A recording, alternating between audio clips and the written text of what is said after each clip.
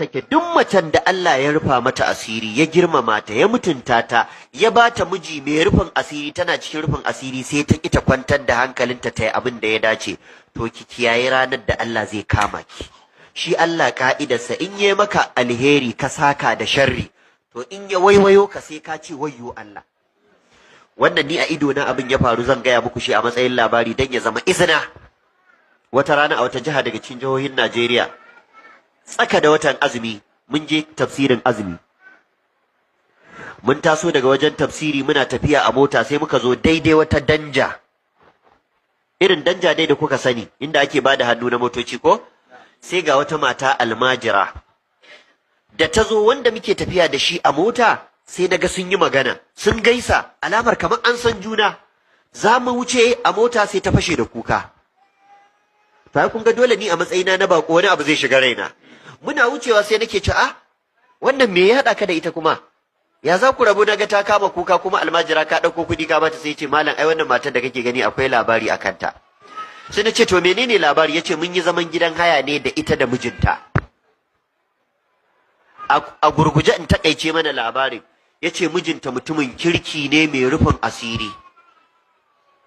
Mijinta ba wai ita ta ci nama ba, har mu makota duk shi yake sai mana nama.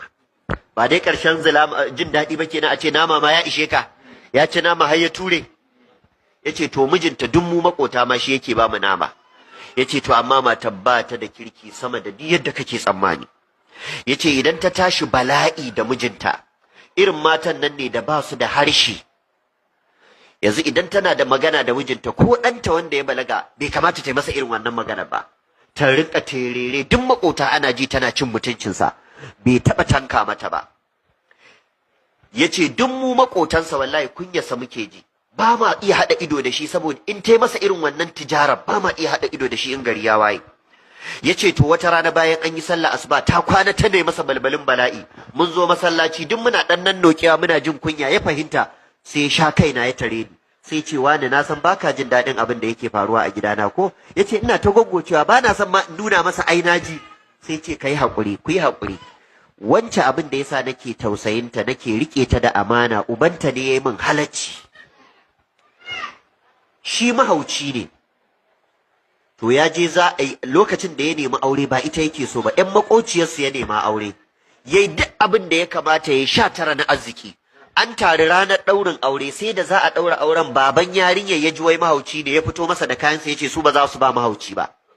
To shi kuma baban ita wannan matar yana wajen, sai ya ga rashin mutuncin da aka yi bai dace ba, sai ya zo ya tari angon